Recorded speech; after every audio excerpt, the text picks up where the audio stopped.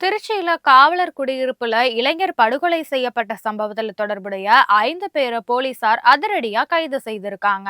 திருச்சி பீமநகரை சேர்ந்த தாமரை செல்வன் என்பவர் தனியார் ரியல் எஸ்டேட் நிறுவனத்துல வேலை பார்த்து வந்திருக்காரு. வழக்கம் போல வேலைக்கு சென்ற அவரை இருசக்கர வாகனத்துல வந்த 5 பேர் கொண்ட கும்பல் வழிமறித்து அரிவாளால தாக்கியிருக்காங்க.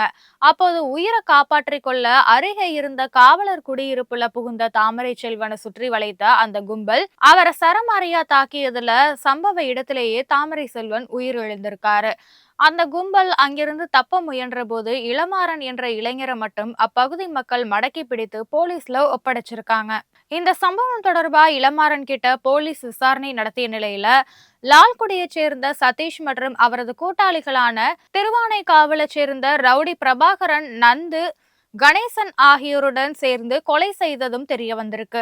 இதனையடுத்து உறையூர்ல பதுங்கி இருந்த கொலையாளிகள் 4 பேரையும் போலீசார் சுற்றி வளைத்த போது பதற்றமடைந்த சதீஷ் போலீசார அரிவாளால தாக்கியதா சொல்லப்படுது.